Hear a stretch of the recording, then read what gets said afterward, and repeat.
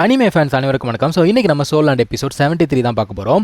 போன எபிசோட் எங்கே முடிஞ்சிருக்கோம் அப்படின்னு பார்த்தீங்கன்னா, இவங்களுக்கும் அந்த எலிஃபென்ட் ட்ரைபுக்கும் சண்டை அப்படிங்கிறத ஆரம்பிச்சிருக்கோம். கடைசியாக வந்து மூபாயும் ஜூஜிங்கும் என்ன பண்ணியிருப்பாங்க, அந்த ஃபியூஷன் அப்படிங்கிறத பண்ணியிருப்பாங்க.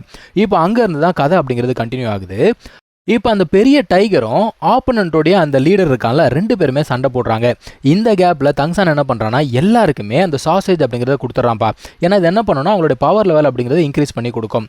அண்ட் இங்கே வந்து பார்த்தீங்கன்னா, அந்த புளியை அடித்த அடியில் அவன் ஏஞ்சிக்கவே இல்லைங்க. அதாவது ஓங்கி அடித்தா 1.5 டன் வெயிட்ரான்னு சொல்லுவோம்ல, அந்த மாதிரி அடித்த அடியில் அவன் ஏஞ்சிக்கவே இல்லை. மாஸ்டருக்கு என்ன யோசனைனா, அங்கே சண்டை நடந்துட்டு இருக்க அந்த கேப்பில் தங்சான் வந்து பிங்க் சாசேஜ் யூஸ் பண்ணி எல்லாருடைய பவரை இன்க்ரீஸ் பண்ணிட்டான் இல்லையா, கரெக்டான டெசிஷன் எடுத்தான் அப்படின்னு சொல்லிட்டு யோசிச்சுட்டு இருக்காரு. அதுக்கப்புறம் கிராண்ட் பாபோன் என்ன சொல்லிட்டு இருக்காரு, எப்பா நீ சொன்னது கரெக்ட் தான்ப்பா, நீ சொன்ன மாதிரி அந்த டீம் பயங்கர ஸ்ட்ராங்காக இருக்கு, நான் இதை கொஞ்சம் கூட எதிர்பார்க்கல அப்படிங்கிறாரு. நீங்கள் என்ன சொல்கிறாரு, ஸ்ட்ரென்த் அப்படிங்கிறது சில நேரத்தில் வீக்னஸாக மாறதுக்கு கூட வாய்ப்பு இருக்குது அப்படிங்கிறாரு. அதாவது இந்த கண்ட்ரோல் பிரான்ச் அப்படிங்கிற ஒன்று எந்த அளவுக்கு முக்கியன்றது இவங்களுக்கு இப்போ தான் புரியுது. ஆனால் நல்ல விஷயம் என்னென்னா, அவனுக்கு வந்து பார்த்தீங்கன்னா உயிருக்கு எந்த சேதாரமும் கிடையாது, போன்ஸ் தான் வந்து உடஞ்சிருக்கு. அந்த வழியில் அவன் வந்து மயக்கம் போட்டு விழுந்துட்டானா. இதை வந்து நீங்கள் சொல்கிறாரு. இதை கேட்டோன்னே ராஜா என்ன சொல்கிறாரு, எப்பா பரவாயில்லப்பா, எந்த பிரச்சனையும் கிடையாது. அதுக்கப்புறம் அவர் வந்து ஆறுதல் சொல்கிறாரு அந்த சீஃப்க்கு, ஒன்றும் கவலைப்படாதீங்க, இன்னும் 4 பேர் இருக்காங்கல்ல, பார்த்துக்கலாம், மேட்ச் எப்படி வேணால் மாறதுக்கு வாய்ப்பு இருக்குது அப்படிங்கிறாரு. அந்த மனுஷனுக்கு மூஞ்சியே சரி கிடையாது. ஓகேங்க அப்படின்னு சொல்லிட்டு மனுஷன் உட்காந்துட்டான். ஆனால் நம்ம ஆட்கள் என்ன பண்ணுறாங்கன்னா, மீதி இருக்க 4 பேரையும், ஆக்சுவலாக 4 பேர் இப்போ தான் வந்து கேஜை உடச்சிட்டு வெளில வராங்க, அந்த 4 பேரையுமே வச்சு விளாசி விட்டாங்கப்பா. ஒருத்தவங்க கூட வேலைக்கு ஆகலை. அதாவது லீடர் இல்லாத டீம் என்ன ஆகும் அப்படிங்கிறதுக்கு உதாரணம் இதுதான். இப்போ அந்த ரெஃப்ரி வந்து பார்த்தீங்கன்னா கவுண்ட் டவுன் அப்படிங்கிறத ஸ்டார்ட் பண்ணுறாங்க. ஸோ கவுண்ட் டவுன் முடிஞ்ச உடனே நம்ம டீம் தான் வின் அப்படிங்கிறத அனௌன்ஸ்மெண்ட்டும் பண்ணிடுறாங்கப்பா. இதில் யாருக்கு சந்தோஷமோ இல்லையோ தெரியல, நம்ம ஃப்ராண்டருக்கு பயங்கர சந்தோஷம்பா. அவர் எவ்வளோ காசு பண்ணலாம் அப்படிங்கிறத யோசிச்சுட்டு இருக்காரு. இப்போ 2 டீமுமே வந்து சென்டருக்கு வராங்க. வந்த உடனே இவனுங்க என்ன சொல்கிறாங்கன்னா, மீண்டும் களத்தில் சந்திப்போம் அப்படிங்கிறாங்க. எதுக்கு அடி வாங்குறதுக்கா? இப்போ தங்சான் என்ன சொல்கிறான், ஐ எம் வெயிட்டிங் அப்படின்னு சொல்லிட்டு இவங்க திரும்ப போயிடுறாங்க. ஆக்சுவலாக தங்சானுக்கு வந்து பார்த்தீங்கன்னா பயங்கரமாக அடிபட்டிருக்கு போல தெரியுது. அடி இல்லை, பட் ஸ்டில் அவனால் சுத்தமாக முடியல. அந்த டைமில் ராங் என்ன பண்ணுறான்னா, இவனுக்கு ஹீல் பண்ணுறான். ஓகே அப்படின்னு சொல்லிட்டு இங்கே இருக்க எல்லாத்தையுமே முடிச்சுட்டு இவங்க வந்து திரும்ப போகிறாங்க. நெக்ஸ்ட் டே அவன் என்ன பண்ணானா, மேலே உட்காந்துட்டு ப்ராக்டிஸ் அப்படிங்கிறத பண்ணிட்டு இருக்கான். ஏன் தம்பி எப்பவுமே ஓட்டு மேலே தான் உட்காந்து ப்ராக்டிஸ் பண்ணிட்டு இருப்பீங்களா? ஸோ இவன் வந்து பார்த்தீங்கன்னா அந்த ஹார்ட் கண்ட்ரோல் டெக்னிக் இருக்கு இல்லையா, அந்த ஹார்ட் செப்பரேஷன், அதை தான் ப்ராக்டிஸ் பண்ணிட்டு இருக்கான். ஆனால் இவன் எதிர்பார்க்குற அந்த ரிசல்ட் வந்து இவனுக்கு வரமாட்டேங்குது. ராங் வந்து சொல்லியிருப்பா. அதாவது அந்த ஃபீலிங் எப்படி இருக்கும் அப்படின்னா, அந்த இடத்துல வந்து பார்த்தீங்கன்னா 3 கட்டை இருக்குது. இவன் என்ன பண்ணணும், அந்த ப்ளூ சில்வர் பிளான்ட் அப்படிங்கிறத யூஸ் பண்ணி 3 கட்டையுமே பிடிக்கணும். அதே சமயத்தில் த்ரோயிங் நைஃப்ஸ் அப்படிங்கிறத யூஸ் பண்ணி கரெக்டாக டார்கெட்லேயும் அடிக்கணும். 2மே வந்து பார்த்தீங்கன்னா அட் அ டைமில் நடக்கணும். இவன் ட்ரை பண்ணி பார்க்குறான், ஆனால் 2மே வந்து பார்த்தீங்கன்னா ஒர்க் அவுட்டே ஆக மாட்டேங்குது. அதான் இவன் யோசிக்கிறான், இது அவ்வளோ ஈஸியான விஷயம் கிடையாது. ஏன்னா பயங்கரமான மென்டல் ஸ்ட்ரென்த் அப்படிங்கிறது தேவைப்படுது. அது மட்டும் இல்லாமல் மல்டி டாஸ்கிங் அப்படிங்கிறதும் பண்ண வேண்டியிருக்கு. அட என்னடா இது அப்படிங்கிற மாதிரி முழிச்சிட்டு இருக்கான். அப்போ மாஸ்டர் அங்கே வராரு. என்னாச்சு, நீ எதிர்பார்க்குற ரிசல்ட் வரலையா அப்படிங்கிறாரு. இவனோ முழிக்கிறான். அவர் என்ன சொல்கிறாருன்னா, நீ கண்ட்ரோல் பண்ணணும்னு சொல்லிட்டு நினைக்காத, ஆக்சுவலாக வந்து இங்கே உனக்கு பர்செப்ஷன் அப்படிங்கிறது அதிகமாக தேவைப்படுது. ஸோ முதல்ல ரிலாக்ஸ் பண்ணு, உட்காந்து உன்னோட பர்செப்ஷனை வந்து இன்க்ரீஸ் பண்ணிக்கோ, உன்னை சுற்றி இருக்கக்கூடிய சரௌண்டிங்கை நீ வந்து கண்காணிக்க ஆரம்பி அப்படிங்கிறாரு. சரின்னு சொல்லிட்டு இவனுமே உட்காந்து மெடிடேஷன் பண்ண ஆரம்பிக்கிறான். சுற்றி நடக்கிறத வந்து பார்த்தீங்கன்னா கொஞ்சம் கொஞ்சமாக கவனிக்க ஆரம்பிக்கிறான். அந்த டைமில் இவனோட அந்த ப்ளூ சில்வர் பிளான்ட் இருக்கு இல்லையா, அது வந்து அப்படியே பயங்கரமாக எல்லா இடத்துலையுமே பரவ ஆரம்பிக்குமா. இப்போது வெளியில் அது நடக்குது. ஆனால் உள்ளுக்குள்ளே இன்னொரு சம்பவம் என்னென்னா, அவன் அப்படியே வந்து சுற்றி அந்த வெப்புக்குள்ளே உட்காந்துருக்க மாதிரி இருக்குது. என்னன்னா, இது வரைக்கும் 3 ஸ்பைடர் அவன் வந்து கண்ட்ரோல் பண்ணி வச்சுருக்கான் இல்லையா, அது வந்து ரியாக்ட் பண்ண ஆரம்பிக்குது. ஏன்னா இந்த ஹார்ட் செப்பரேஷன் கண்ட்ரோல் அப்படிங்கிறத பண்ணும்பொழுது இந்த ஒரு பிரச்சனை வேறு சேர்ந்து வருது.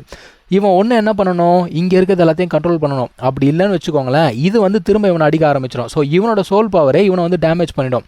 அதுக்கு என்ன பண்ணுறது, மாஸ்டர் சொன்னது இவனுக்கு ஞாபகம் வருது. ஸோ கண்ட்ரோல் பண்ணக்கூடாது, பர்செப்ஷன் அப்படிங்கிறத யூஸ் பண்ணணும். இவனோட பர்செப்ஷனுக்கு எது அதிகமாக யூஸ் ஆகும் அப்படின்னு பார்த்தீங்கன்னா ப்ளூ சில்வர் பிளான்ட். இவன் என்ன பண்ணுறான், அங்கே இருக்க அந்த 3 ஸ்பைடருமே இவனோட அந்த ப்ளூ சில்வர் பிளான்ட்டை யூஸ் பண்ணி தோர்த்தி பிடிக்கிறான்ப்பா. பிடிச்சி அது 3த்தையுமே என்ன பண்ணான்னா அடைக்கிறான். இதை அவன் செஞ்சு முடிச்சோன்னே வெளியில் என்ன நடக்குது அப்படின்னு பார்த்தீங்கன்னா, நம்ம தங்சானை சுற்றி பயங்கரமான ஒலி அப்படிங்கிறது பரவுது. அது மட்டும் இல்லாமல் அந்த ப்ளூ சில்வர் பிளான்ட் இருக்கு இல்லையா, அது வந்து நிறைய இடத்துல அப்படியே பரவ ஆரம்பிக்குது. அங்கே இருக்க அந்த குட்டி குட்டி பிளான்ஸ் எல்லாமே பெருசாகிடுச்சு. ஆக்சுவலாக இப்போ இவன் வந்து பார்த்தீங்கன்னா இவனோட அந்த என்விரான்மெண்ட் இருக்கு இல்லையா, அது கூட சேர்ந்து ஒன்றா மாறிட்டான். ஸோ இவனால் இவனை சுற்றி இருக்கக்கூடிய எல்லாத்தையுமே வந்து சென்ஸ் பண்ண முடியுது. மாஸ்டருக்கு என்ன ஆச்சரியம் அப்படின்னா, இதெல்லாம் வந்து செய்யணும் அப்படின்னா அட்லீஸ்ட் லெவல் 70 அண்ட் அபோவாவது இருக்கணும். ஆனால் இவனோட சோல் பவர் வந்து பார்த்தீங்கன்னா இப்போ தான் 41 இருக்கு. இவனால் எப்படி இது செய்ய முடியுதுன்னு சொல்லிட்டு மனுஷனே முழிச்சுக்கிட்டு இருக்காரு. இப்போ தங்சானுக்கு என்ன நடக்குதுன்னா, அந்த இடத்துல ஏகப்பட்ட ப்ளூ சில்வர் பிளான்ட் இருக்கு இல்லையா, அந்த சில்வர் பிளான்ட் வந்து பார்த்தீங்கன்னா ஒரு காமன் பிளான்ட், அது எல்லா இடத்துலையுமே இருக்கும். ஸோ அதை இவனால் கண்ட்ரோல் பண்ண முடியுது. அதை கண்ட்ரோல் பண்ணி எங்கெங்கே என்ன நடக்குது அப்படிங்கிறத இவனால் ஈஸியாகவே தெரிஞ்சுக்க முடியுது. இப்போ இந்த இடத்துக்கு யார் வராங்க அப்படின்னு பார்த்தீங்கன்னா ராங் வரா. வந்தவ ஸ்ட்ரெயிட்டாக வாயில் கையை வச்சிருவாளா. அவளுக்குமே வந்து பார்த்தீங்கன்னா பயங்கர ஆச்சரியம். இப்போ தான் வந்து தங்சான் கண்ணவே திறக்க ஆரம்பிக்கிறான். அதான் சொல்கிறா, எப்பா நீ வந்து எங்களை பயங்கரமாக பயம்புத்திட்ட, நல்ல வேலை கண் முழிச்சிட்ட அப்படிங்கிறா. மாஸ்டருக்குமே பயங்கர பயமாகி போச்சு. ஏன்னா என்ன நடக்குதுன்னு தெரியாமல் முழிச்சிட்டு இருந்தார் இல்லையா. ஸோ எந்திரிச்சு என்ன சொல்கிறான், இல்லை எனக்கு வந்து ரொம்ப பெரிய ஒரு பிரேக் த்ரூ கிடச்சிருக்கு அப்படிங்கிறான். சரிப்பா என்ன நடந்தது டீட்டெயிலாக சொல்லு அப்படிங்கிறப்போ எல்லாத்தையுமே சொல்கிறான். அதாவது இவனால் வந்து பார்த்தீங்கன்னா சுற்றி இருக்கக்கூடிய எல்லா ப்ளூ சில்வர் பிளான்ட்ஸையும் கண்ட்ரோல் பண்ண முடியுது. அதை யூஸ் பண்ணி என்ன நடக்குது அப்படிங்கிறத இவனால் தெரிஞ்சுக்க முடியுது.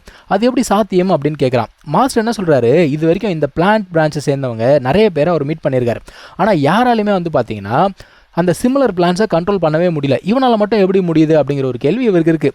அப்போ ராங் என்ன சொல்கிறா, இதுனா நல்ல விஷயம் தானே, எந்த ஒரு நெகட்டிவ் எஃபெக்டும் கொடுக்கல, எதுக்கு தேவையில்லாமல் யோசிச்சுட்டு இருக்கீங்க அப்படிங்கிறா. அதாவது நீ ஆல்ரெடி வந்து எங்களுடைய கண்ணில் மான்ஸ்டர் தான், இன்னும் கொஞ்சம் மான்ஸ்டர் தானே அப்படிங்கிறது ஆட் ஆகுது, பரவாயில்ல வச்சுக்கோ அப்படிங்கிறா அவ. இப்போ அடுத்து அவன் என்ன கேட்குறா, உன்னோட இந்த ஹார்ட் செப்பரேஷன் டெக்னிக் வந்து எந்த அளவுக்கு இருக்குது, நான் வந்து உன்னை ஏதாவது கைட் பண்ணணுமா அப்படின்னு சொல்லிட்டு கேட்குறா. இவன் ஒன்றும் இல்லை, அவனோட ப்ளூ சில்வர் பிளான்ட்டை ரிலீஸ் பண்ணுறான். இப்போ வந்து பார்த்தீங்கன்னா அப்படியே வேறு லெவலில் அவனுக்கு கண்ட்ரோல் அப்படிங்கிறது கிடைக்குது. அவள் அப்படியே பார்க்குறா, அடா பாவி, ஒரே நாள் ப்ராக்டிஸில் இந்த அளவுக்கு இம்ப்ரூவ் ஆகிட்டியா, நான் வந்து கொஞ்சம் ஸ்லோ தான் ஒத்துக்கிறேன், அதுக்காக இந்த அளவுக்கா, நீ கண்டிப்பாக மான்ஸ்டர் தான்டா அப்படிங்கிறா. அதான் அவள் சொல்கிறா, எனக்கு அப்பப்போ தோணும் உன்னுடைய மைண்டை எடுத்து உன்னுடைய மூளைக்குள்ளே என்னதான் இருக்குது பார்க்கணும் அப்படிங்கிறது எனக்கு அப்பப்போ தோணும் அப்படிங்கிறா. மாஸ்டர் என்ன சொல்கிறாரு, சரி போதுமா, நீ வந்து சீக்கிரமாக ப்ராக்டிஸ் பண்ண ஆரம்பி, நீ வந்து சக்ஸஸ்ஃபுல்லாக இந்த ப்ராக்டிஸை முடித்தா மட்டும்தான் உன்னோட பவரை வந்து கரெக்டாக நம்ம யூட்டிலைஸ் பண்ண முடியும் அப்படிங்கிறாரு. ஓகேன்னு சொல்லிட்டு இப்போ இவங்க திரும்ப போகிறாங்கப்பா. இப்போது டோர்னமெண்ட் நடக்குது இல்லையா, டோர்னமெண்ட்டில் கண்டினியூஸாக இவங்க வந்து பார்த்தீங்கன்னா ஆப்பனன்ஸ்லாம் அடித்து துவம்சம் பண்ணுறாங்க. இவங்களோட பேர் வந்து வேறு லெவலில் பரவிடுச்சு, எல்லாருக்குமே வந்து இவங்க பேர் தெரிஞ்சிருச்சு. இப்போ ஆஸ்கார் இருக்கான் பாருங்க, உட்காந்து புலம்பிக்கிட்டு இருக்கான், என்னடா இது, அந்த எலிஃபென்ட் ட்ரைபுக்கு அப்புறம் ஒருத்தன் கூட நமக்கு சேலஞ்சாகவே இல்லையே, என்னுடைய சாசேஜ் எல்லாம் வேஸ்ட்டாக போதே அப்படிங்கிறான். அதான் மாஸ்டர் சொல்கிறாரு, கவலைப்படாதப்பா, நீ ஆசைப்பட்ட மாதிரியே நல்ல டீமாக நான் கொண்டு வரேன், ஆனால் இன்றைக்கி உங்களுக்கு சண்டை இல்லை அப்படிங்கிறாரு. என்ன சொல்கிறீங்க அப்படின்னு கேட்டால், ஆமாம் அந்த டீம் வந்து ஆட்டோமேட்டிக்காக விட்ரா வாங்கிட்டாங்க அப்படிங்கிறாங்க. ஸோ இவங்க வந்து பார்த்தீங்கன்னா கண்டினியூஸாக ஏகப்பட்ட மேட்சஸ் அப்படிங்கிறத வின் பண்ணி பயங்கர பாப்புலர் ஆகிட்டாங்க. ஃப்ராண்டர் என்ன சொல்கிறாருன்னா, இதை வந்து உங்கள் தலைக்கு போயிடக்கூடாது, நீங்கள் வந்து டிஃபீட் ஆகாமல் பார்த்துக்கோங்க அப்படிங்கிறாரு. அதான் வந்து மூபாயும் சொல்கிறான், ஆமாம் இது வந்து நம்ம லைட்டாக எடுத்துக்கக்கூடாது அப்படிங்கிறான். இப்போது இன்னொரு டீமோடைய மேட்ச் அப்படிங்கிறது நடக்க போகுது. அவங்க வந்து பார்த்தீங்கன்னா ஸ்ட்ராங்கான டீம். மாஸ்டர் என்ன சொல்கிறாரு, நம்ம போய் அந்த ஒரு டீம் மேட்ச்சை பார்க்கலாம் அப்படிங்கிறாரு.